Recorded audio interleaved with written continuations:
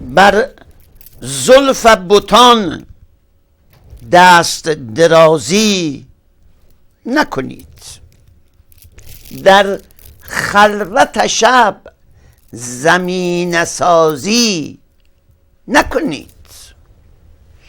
ای بیخبران، بدون فتوای فقیه با دلبر خویش عشق بازی نکنید.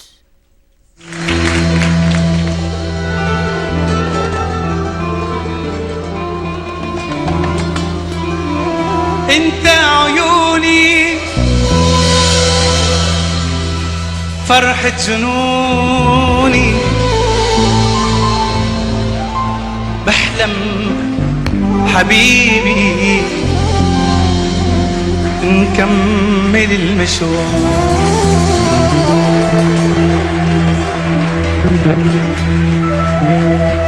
مهما لموني يا نور عيوني، بحلم حبيبي نكمل المشوار. بحلم حبيبي نكمل المشوار.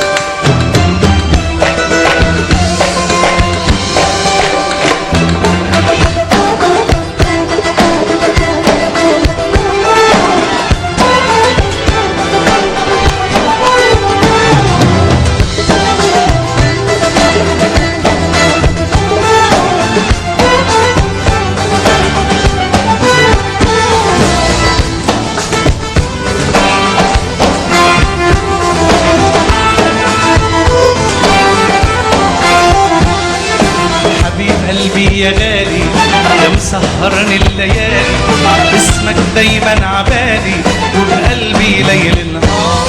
ارجوك قربني منك، ما فيي ابعد عنك، العالم قالوا انك اجمل ما قلبي اختار.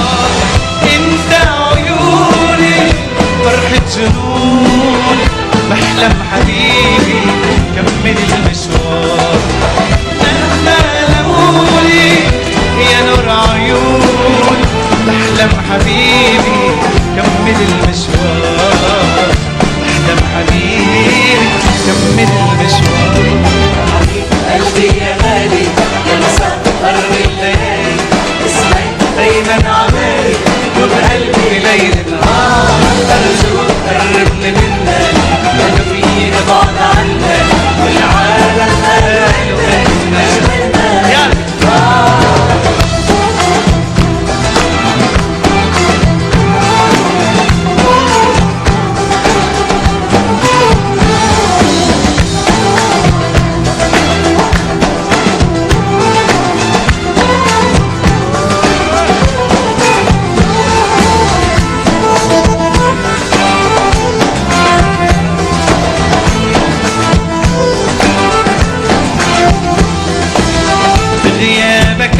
بشتاق لك يا حبي الوحيد، قلبي على طول بيندهلك لو كنت بعيد. بغيابك عني بشتاق لك يا حبي الوحيد، قلبي على طول بيندهلك لو كنت بعيد. انت بروح الركان روح الربيع، من خوف لحظات انساني عمري بيضيع. انت عيوني فرحة جنون، بحلم حبيبي كمل المشوار. مهما لموني يا نور عيوني، بحلم حبيبي كمل المشوار. بحلم حبيبي كمل المشوار. با سلام و تحیات خدمت خواهران و برادران نیم مومن، نیم معتقد و نیم تحصیل کرده، امیدواریم که حال و احوالتان سر جایش باشد، خوش باشید، زندگیتان به نیکی و شادمانی بگذرد و همواره مشغول طاعت، محبت، مودت، دوستی نسبت به یکدیگر هستید، یعنی انسان دوست هستید. اگر از حال و احوالات ما بخواهید، what can I say؟ چه بگوییم؟ بارها گفته ایم که حال و احوال ما و بقیه آقایان روانی روحانی در تهران و اکثر استانها خوب نیست. چگونه؟ با چه زبانی بگوییم حالمان خوش نیست، سر جایش نیست؟ انقدر حالمان سر جایش نیست که گریه‌مان گرفته، خدا به سر شاهد است. همه شب اگر گریه نکنیم خوابمان نمی آید. چرا که در هیچ دوره‌ای دیده نشده که اسلام عزیزمان این همه خاک تو سر شده باشه، این همه بی حیثیت شده باشه، این همه بی وجدان شده باشه. شیاطین میکوشند، کوشیدن که اسلام را از بین ببرند. خدا کند یک طوری بشد این شیاطین پایشان بشکند انشاءالله. بگذاریم. تازه چه خبر؟ خبر ندارید؟ ما برایتون، برای شما خواهران و برادران میگوییم که تازه چه خبر. چرا که حقیقتاً ما به شعور، معرفت و دانش تک تک شما فرهیختگان، آگاهان، همه چیز فهمان احترام میگذاریم. به اعتقاد ما یک رهبر، یک برنامه ساز، یک نمیدانم مدیر باید چه باشد؟ مردمی باشد. مردم پشت سرت باشند کار تمام. برخلاف حرکت های ناشایستی که همکنون این یک رهبر سید الاغ پیغمبر داره چه میکنه؟ داره اجرا میکنه. اگر توجه کرده بودید در این انتخابات، یا آن یکی در طی این چندین و چند دهه، دو نیروی نکبت مزدور قاتل به جان هم افتادند. و آنها کیا هستند؟ این نیروهای به اصطلاح اصلاح طلبان و دیگران هم آن دخر، یعنی اصولگرایان. یعنی چه؟ یعنی این اتفاقی که اکنون، یعنی چند هفته پیش، یک ماه پیش اتفاق افتاد در انتخاب یک رئیس ریاست جمهور محترم دوودهی. یادتان هست که چگونه خرج کردن، چگونه تشکیلاتی عمل کردن و چگونه ساختن، انجام دادن، پیاده کردن. این تشکیلاتی ها را بیشتر کیا ساختن؟ آن نیروی مخالف که اسمش چیه؟ همین برادر حسن روانی فریدان دکتره. تشکیلاتی عمل کردن. آن گروه که گروه خدا آقا و بهتر رهبری بقیه آدم خاراش را باشن، با فوش و ناسزا و تهدید که ما اعلام میکنیم شروع کردن جنگ با این گروه. اما به نظر ما این گروه حسن روانی به گونه‌ای برنده شده.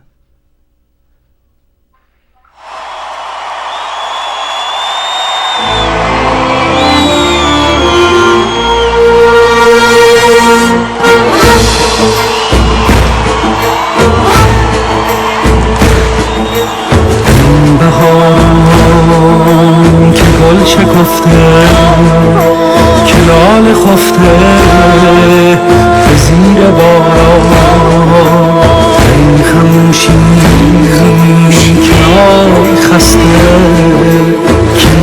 شکسته ز جور توفان، ز شب چه خواهی طرف چه جویی، به دل چه گویی ز هجر یاران. بیا سحر شو ز شب به در شو، سپیده باش و سیاه بگردان.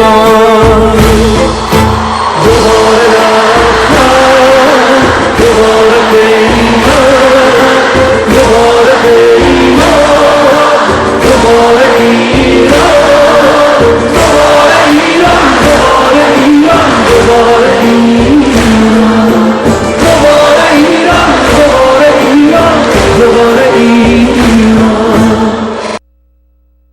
شما و شمایان که گناه میکنید، ما این را برای آنهایی میگوییم که گناه میکنند.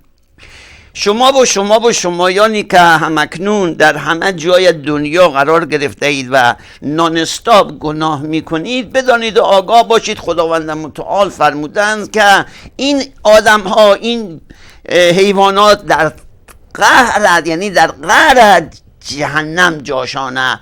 او قهر جهنم تازه از قسمت های فوقانیش خیلی بدتر و بی جاتره، یعنی جایی برای آدم و حیوان آنجا نیست. در قهر جهنم آنجا شما بدنت چون گناهکاری دیگه رفتی کجا؟ جهنم. آنجا سوزش داری، خارش داری، تمام تنت جوش میزنه، گشنت میشه، تشنت میشه. از همه بدتر میوه های جهنمی، آن هم از درخت زقوم. درخت زقوم برگ میوهش خارهایی داره، از این بوته ها بدتره. یک میوه تلخ بیمزه جهنمیه که از سیر، از سیر تلختره، خیلی مزه یک گوه ببخشید گنداب میده. این است که یک گناهکار اگر به قعر جهنم بره، خداوند متعال برایش این چنین ارزانی دانسته. حالا انتخاب با شماست، میتونی گناهکار بشی، میتونی گناهکار نباشی. بهشت براتون گفتیم چه خبره. اما هفته گذشته براتون پخش کردیم که یک رأس رهبر از ترس جانش، از ترس ریاستیش، از ترس قدرت نمایی و دیکتاتوریش آمد روی خیمه، یعنی منبر یا جلوی دوربین ها و گفت که آتش به اختیار، یعنی به تمامی سوار نظام ها، قاتل ها، آدمخوار ها اجازه مکتوب لفظی گفتاری داد. تمامی میدیاها یا نمیدانم این خبرنگاری های جهانی هم پخشش کردن. غافل از این که این حرکتی که مردم در این انتخابات کردن، از بین بدتر انتخاب کردن، در واقع زنگ خطریه برای رهبر. اینها آتش از زیر خاکسترن برای رهبر میدانسته که چه به حال روزگار خودش و بیتش میاد، آتش به اختیار داده. از آن طرف تمامی مخالفین، این روانی خود از ریاست جمهور اینجا و آنجا به رهبر توپیدن که این چه غلط اضافه بود. ما هم مطابق برنامه هایمان زنگ زدیم خدمت بیت رهبری و با خود رهبر، با اینکه کیفور بودن، گویا همون شب قبل ری شهری آمده بوده، سوغات آورده بوده، آقا پای منقل بوده، کیفور بوده. جواب ما رو هم گهگاهی که کیفور میده. به آقا گفتیم این چه غلط، میخواستیم بگوییم این چه غلطه، یا به نسبت ترش اضافه بود که خوردی آقا، این چه ادا اطفاریه. اگر ترسیدی جا زدی دیگه نمیخوای دیکتاتور بشی، توبه کن، خبر برگرد، از مردم طلب بخشش آموزش بکن. این مردم زود فراموشکارن، میبخشن. رهبر اولش جفتک انداخت، بعدش متوجه شد که حرف ما بد نیست. به ما گفت با این که چشم خودت دیدنت نداره و برنامه هایت، ولی داری راست میگویی. اینه که رهبر رفت حرفش پس گرفت، یعنی شکر اضافه خورده بود، انا دوباره چه کرد؟ پسش داد به خودش. آتش به اختیار به معنی کار فرهنگی خودجوش و تمیز است. اینی که ما گفتیم معناش این است که در تمام کشور جوانها و صاحبان اندیشه و فکر، صاحبان همت، خودشون با ابتکار خودشون کار رو پیش ببرن، کارهای فرهنگی رو، منافذ فرهنگی رو بشناسند و در مقابل آنها کار انجام بدن. کار آتش به اختیار به معنای بیقانونی و فحاشی و طلبگار کردن مدعیان پوچگوی اندیش و مدیون کردن جریان انقلابی کشور نیست.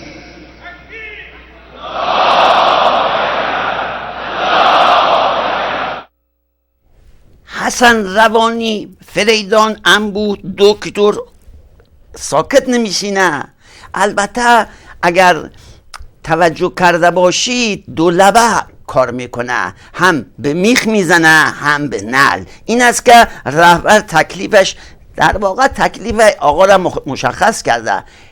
آقا از نظر چشم رهبر حسن روانی هم رفتنیه، یعنی اینکه سرنوشت احمدی نژاد، هاشمی رفسنجانی، او یکی که بود، بنی صدر، بازرگان، نمیدانیم این آن در انتظارشه. اما اگر یک رأس روانی ریاست جمهور درست عمل بکند، آشکارا موقعیت خودش را با رهبر یک مقدار سازنده تر بکند، هم به نفع خودش هم به نفع رهبر، به شرطی که دو لبه حرف نزنه، قاطعانه اینجا و آنجا سخن بگه همنه حدا انما یتدی نفسه و ما انت علیهم بوکیل. یعنی اگر کسی خودش وکیل بکنه، من تو دهن او وکیل میزنم. حرفای خدا امام راحله. فمن اهتدی فانما یهتدی لنفسه و من ضل فانما یضل علیها و ما انت علیهم بوکیل. خداوند به پیغمبر میگه تو وکیل نیستی، تو کسی نیستی که بالا سر مردم باشی و بخوای امر و نهی کنی. تو راه هدایت بگو به مردم، خودشون میدونن. کسی هدایت شد به نفع خودشه، نشد به ضرر خودشه. و ما انت علیهم بوکیل. ما فکر میکنیم که بالا سر مردم فرمان میدیم و مردم هم مجری فرمانن. اینجوری نیست. خود پیغمبر هم این چنین نبود، خود مولا امیرالمؤمنین هم این چنین نبود. میدان باید میدان تحمل باشه، همدیگر تحمل کنیم، همدیگر رو بپذیریم، به رسمیت بشناسیم. افکار مختلف، ایده های مختلف، سلیقه های مختلف وجود داره. با هم مشارکت کنیم، همدیگر رو یاری کنیم، همدیگر رو کمک کنیم.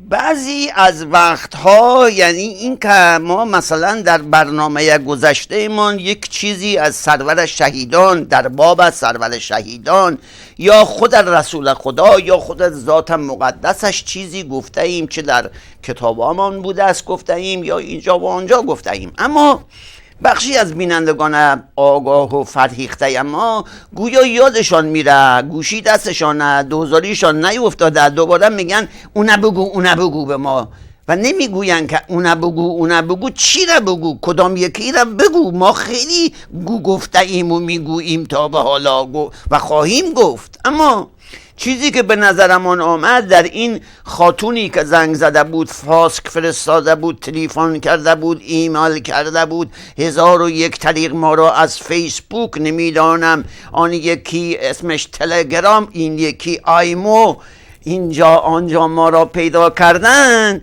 به خاطر آن بانو هم که شده گفتن در رابطه با سرور شهیدان ما افاضات کنیم. چشم، به روی چشم بانو خاتون فاطمه.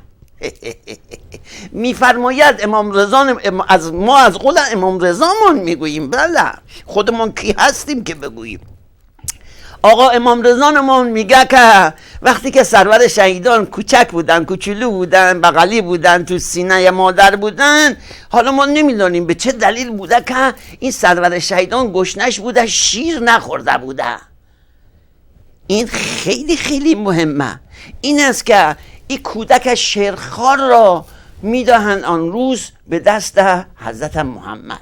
حضرت محمد خب چیزی نداشته تقدیم این بچه بکنه که از گشنگی در بیاد. این است که زبان محترمش این شکلی در میاره، میکنه تو دهان بچه شیرخواره. اون بچه سرور ما مک میزنه تا به خوابش میره. من خدا نمیدونیم چه حسابی بود، چرا که این مک زدن الهی بوده، یه چیزایی وارد وجوده شده بود، نه مریض شد بچه، نه تنها مریض نشد، رشید شد، آماده شد برای جنگ‌های آینده. این از سرگذشتی بود که آقا رضامون گفته، امام هشتممون گفته، ما هم چه کردیم؟ المأمور و معذور براتون گفتیم. در بارها و بارها در همین برنامه، در باب موسیقی، در باب رقص، در باب آواز، در باب نمیدونم شلنگ تخته، روانی ها بسیار گفتند و صحبت کردند که همه اینها برای مسلمانان سم است، نباید اجرا بکنن، نباید دست به یک همچین حرکت ناشایستی بزنن. ولی به گوش امت که نمیره، که این امت همیشه در صحنه فریب خورده از موسیقی دست نمیکشه. حالا اگر از موسیقی دست نمیکشی، لااقل موسیقی را اینجا و آنجا به این و آن یاد نده. این ترویج بدبختی و بیچارگی و فساده.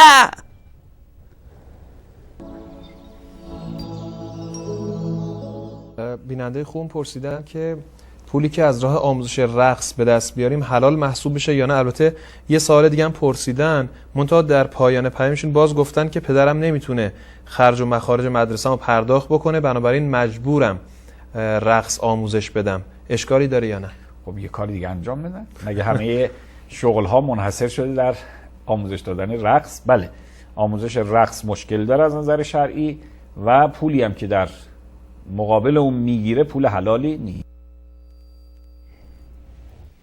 صراحتاً خدمتتان عرض میکنیم این خبر بسیار خبر محرمانه ای است. خواهشمندیم بین خودتان بماند تا زمانی که موقع شد همگان خواهند فهمید. و اون این که از برنامه ما در همین لحظه ما خدمتتان میگوییم که آقا مهدی کلپزه نمیگوییم، آقا مهدی امام زمانمون قرار است به زودی از زود ظهور کنند. ما بقیه روانی ها همه خوشحالیم که آقا می آید، چرا که آقا وقتی ظهور کنه، آقا فیلم عکاسی نیست که توی تاریخ خانه ظهور کنه، نه خیر، این شکلی نیست. این آقا از اون آقا هم نیست. این آقا تمام قدرت الهیش را تمام این مدت مخفی نگه داشته. خدا به سر شاهده، وقتی ظهور بکنه آقا، اولین کاری که میکند وسیله نقلیه‌ای برای اصحابش، حواریانش، دوستدارانش انتخاب میکنه. آنها کیا هستن؟ آنها افرادی هستن که در حوزه علمیه اینجا و آنجا تحصیلات عالی داشتن در رابطه با اسلام عزیزمون. اینها و خانواده های دست اولشان را به سفرهای فضایی میفرسته آن آقای محترممان که مهدی باشه. فرماید در زمان امام زمان علیه السلام شیعیان و یاران امام زمان که اغلب از عجم هستند، اینها به قدری قدرت پیدا می کنند که اینها یحمر فی السحابه نهارن، اینها در روز روشن سوار بر ابر میشن. ابر اونچنان سرعتی نداره، یه ظرافت و یه لطافتی در ابر خوابیده. ابر خیلی آرام حرکت میکنه، خیلی هم بالا نیست، یه مقداری نزدیکتر از حالا هواپیماها و اینها به زمین هست. لذا خیلی زیباست. شاید تو بعضی از این فیلم‌های افسانه‌ای دیده باشید که مثلا حالا چند نفر یه بساطی رو روی ابر قرار دادن، مثلا دارن حرکت میکنن. حضرت میفرماید در زمان ظهور حضرت ولی عصر اصحاب امام زمان علیه السلام این چنین قدرتی پیدا کنن روی ابر بنشینن، از نقطه‌ای به نقطه‌ای. حضرت امام باقر علیه السلام من اینجا و آنجا در دوران خودشان فرمودن که اگر مثلا شما در یک مؤمنی هستی، مسلمان واقعی هستی، درگیر شدی، گرفتار شدی و در گیر یک کافر افتادی و آن کافر به تو آب داد، نان داد، یه چیزی دیگر هم داد، خداوند آن کافر را میبیند و اگر آن کافر بعد از این پذیرایی آن مومن کشته بشه، شهید بشه یا بمیره تصادفی یک جوری بالاخره نفله بشه، خداوند چون کافره یه راست میرم کجا با این کار نیکم که کرده میره جهنم، چون کافره. وقتی که این کافری که به این مسلمان کمک کرده، آب داده، نان داده، پذیرایی کرده، بمیره، خداوند متعال به جهنم دستور میده که اینه بترسانیش، ولی زیاد در جهنم نگرش ندارید. اگر میدارید اون خنکی های جهنم نگرش بدارید. و بعدم دستور میده به ملائکه به خاطر کار نیکی که این کافر در وجود آن مسلمان کرده، روزی 2 وعده غذا، بله شما در اون دنیا هم گشنتان میشه، غذاهای بهشتی برای آن کافر ببرن. اینم میگوین خدای اسلام، مودت، محبت، صداقت، فقط کافی است که شما اطاعت بکنید.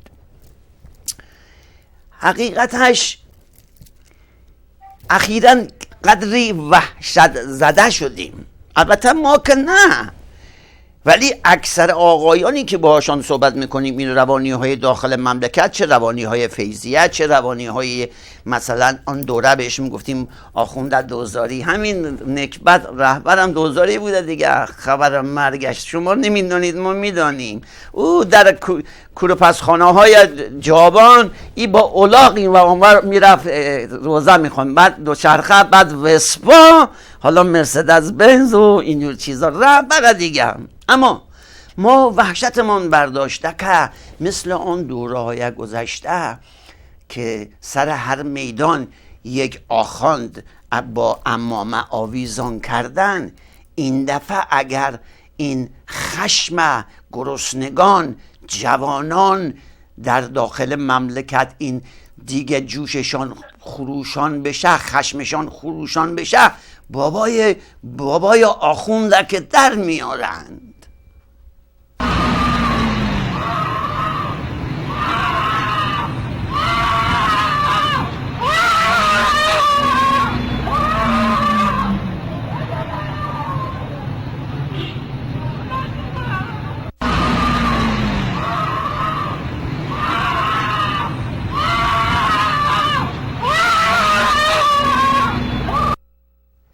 اکثر روانی های مبارز قبل از اینکه به دنیا بیان اصلا چرا اینجوری، چرا خدمتتون بگوییم معصومینمان، بزرگوارانمان، آقازاده هاشون و خانواده های وابستهشان، همه اینها جزو عالم ربانی حساب می شوند.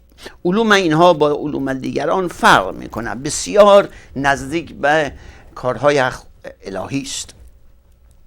اکثر این معصومین، اکثر این روانی هایی که این روزها مبارز شدن، اینجا و آنجا منبر می روند و خطبه می خوانند یا سخنرانی می کنند یا جلوی دوربین برنامه های کمدی انتقادی دارند، اکثرشان در داخل شکم مادرشان قدرت الهیشان را نشان دادند. از برای مثال چشمانشان در داخل شکم مادر، آنچه که دیگران میکردن، این چشما چه میکرد؟ اسکن میکرد، یعنی عکس برداری میکردن. این بچه داخل شکم حرکت هایی انجام میداد که آن مادر آن بچه در شکم میفهمید که بچه چی داره میگه، چرا که الهیه ای بچه.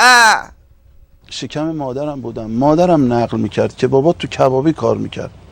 هر شب چون وضع مالی بابات خوب نبود تهمونده غذای مردم رو می آورد. بابا چون تو کبابی کار میکرد این تهمونده کبابی که مردم میخوردن یه خوردش میمون نمیبردن و شبا می آورد برا من. یه شب دیدم بابا چند سیخ کباب دست نخورده یه نون سنگک سالم آورد. گفتم آقا امشب پادشاهیم؟ گفت آره بخوردی، خلاصه خدا رسونده. میگه پسرم خدمتتون عرض بکنیم که آنچه که ما در این برنامه براتون گفته ایم و میگوییم فقط اطلاعاتتان را بیشتر بکنیم. اطلاع صحیح و دقیقی اگر گیرمان آمد با صداقت تقدیم حضورتان بکنیم. اگر خاطرتان باشد 40 سال پیش شما و شمایان خوشی زیر دلتان زده بود، نمیدانم میخواستی تغییر تحولی در مملکت به وجود بیاید، آمد. فریاد کشیدید که آقامان امام راحلمان بیاید، امام چنین میکند چنان میکند، امام آمد. ولی شما واقعا این ادبیات مهمل آقا را اون روزها درک کرده بودید؟ نه واقعا درک کرده بودید آقا چی میگه؟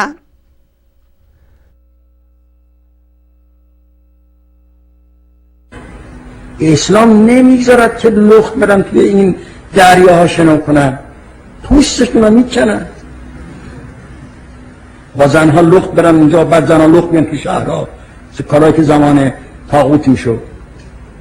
همچه کاری اگر بشد پوستشون رو مردم میکنن. مسلمانن مردم، نمیذارن زنها و مردها با هم داخل هم بشند و تو دریا بریزند و به جان هم بیفتند. تمدن اینا اینه، اینا از تمدن اینا میخوان، اینا از آزادی اینا میخوان، اینا از آزادی اینا میخوان، اینا از آزادی. در چندین و چند برنامه گذشته به اطلاعتون رساندیم که این حاج آقا قرائتی آن دوره گفتیم که گور به گور شده مرده، ولی یادمان آمد، یعنی یادمان که نیومد، همین هفته گذشته ایشان با بیت برنامه های ما تماس گرفتن. ما از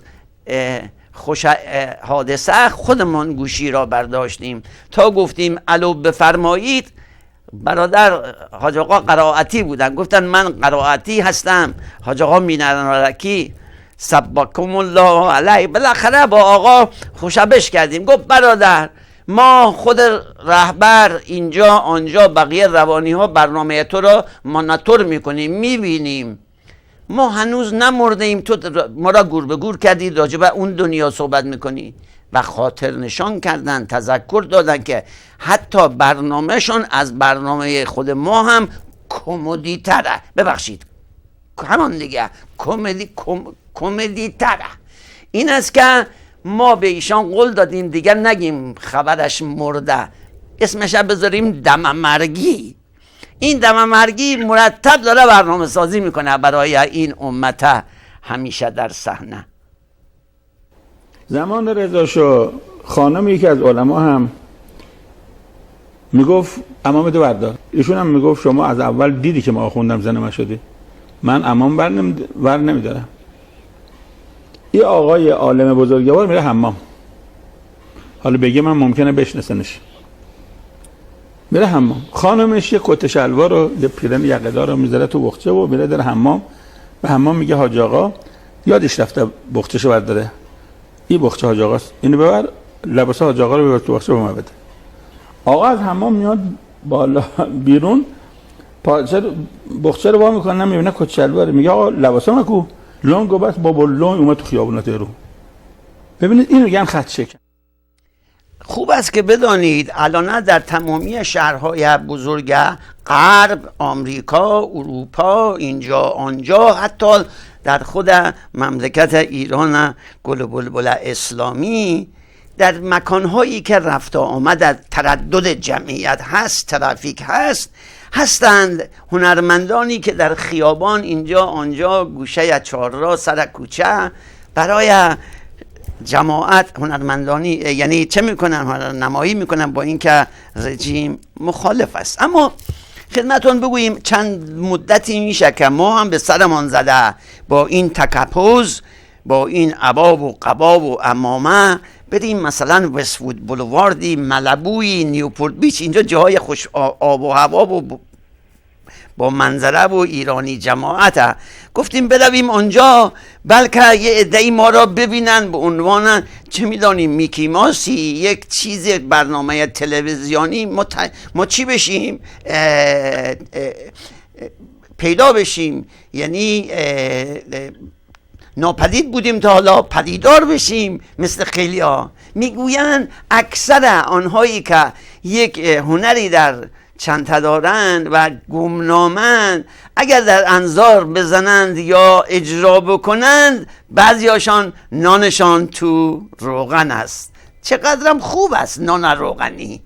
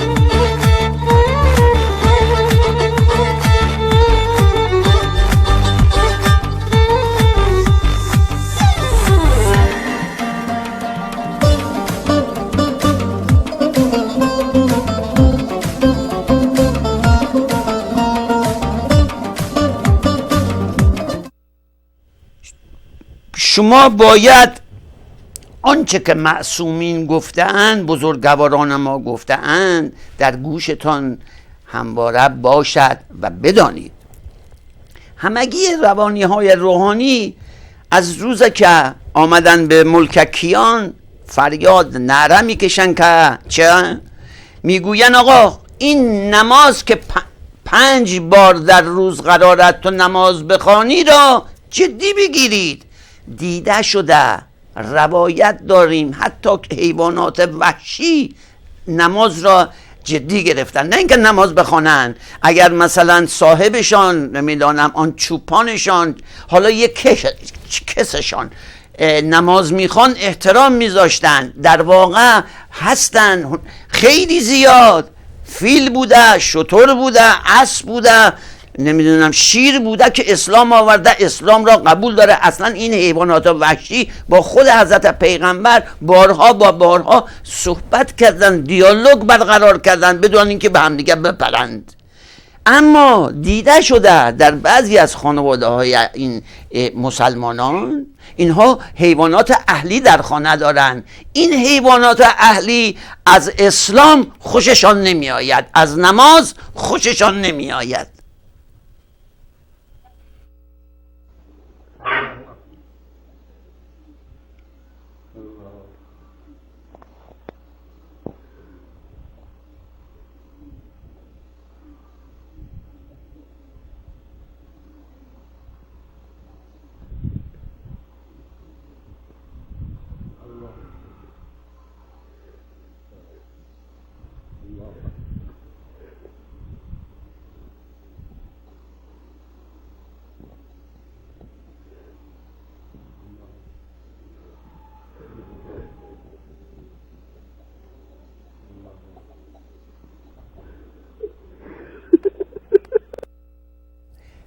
بسیار خوب. در این قسمت میخواهیم زنگ تفریح بگیریم، یعنی که چه؟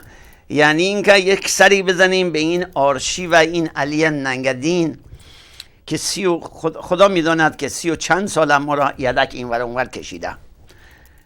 اینه که ببینیم که در این برنامه های گذشته ای که ساخته در این قسمت برای من شما چه دارد. زنگ تفریح دیگه.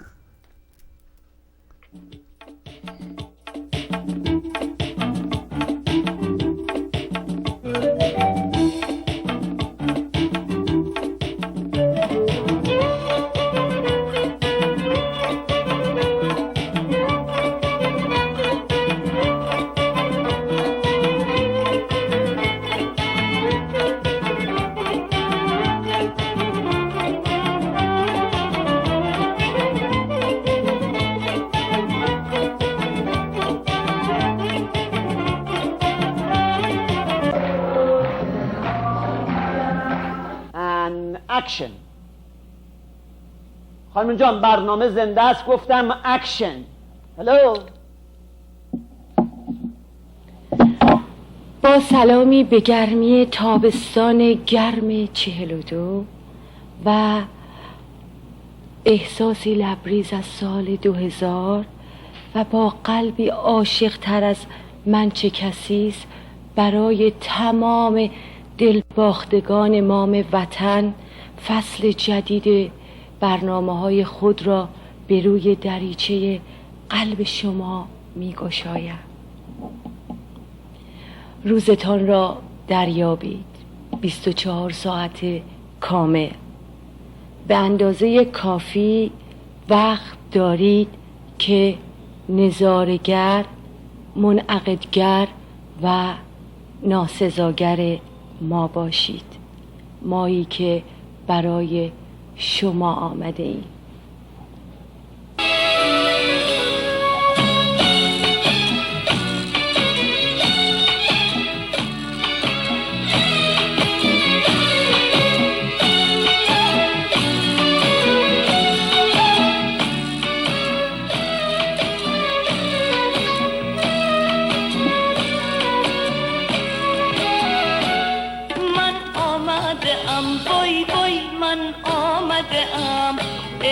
فریاد کند من آمدم که ناز بنیاد کند. سودار جان برنامه ضبطه.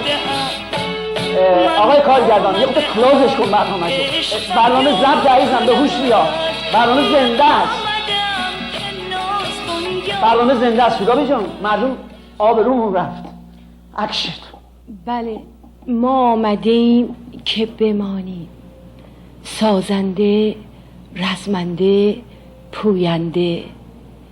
زنده باد آزادی، آزادی اندیشه با 6 و 8 نمیشه. آزادی با ریش و پت نمیشه. بابا این چه وضعشه اینجا؟ مگه اینجا در پیکر نداره؟ تا یه چیزی میگه دست این بابا جرأت نداری تظاهرات میکنه. بلند شو بکشش بیرون. شورشو در بله. میفرمایند وقت برنامه ما تمام است. برادر یعنی برادر اللهیاری برنامهش روی دست ما مونده است، ولی از آنجا که بهشون قول داده بودیم که پخششون میکنیم. حقیقتش این است که ازشون سوال کرده بودیم که هم آقا، هم ریاست جمهور، هم ایالیشان، هم سپاه، هم حزب الله، هم بسیج، هم لباس شخصی ها، هم اینایی که تو سر میزنن، خلاصه تمام قاتلین همه متفق القول هستن که این برادر اللهیاری جزو داعشه، با داعش همکاری میکند. ما سوالمون از این برادر این است که بدون این که به ما بپرد، این سوال ما نیست. اگه سوال ما بود که برادر رو روی آنتن نمی آوردیم. سوال حکومت دجالیه تهران است که پرسیده است که این برادر با داعشیه اینا که میخواهیم موضع خودش را بگه به شما کجا ایستاده، جاش کجاست. برادر اللهیاری بدون این که به ما بپری، اگر خدایی نکرده به ما بددهنی بکنی، ما یک نعره و یک قرشی میکنیم، یک سونامی از این اله به او شهر نکبتی سنده یگو میفرستیم که تو را آب ببره. جواب با دجالیه یعنی برای آنهاست. برادر اللهیاری بسم الله.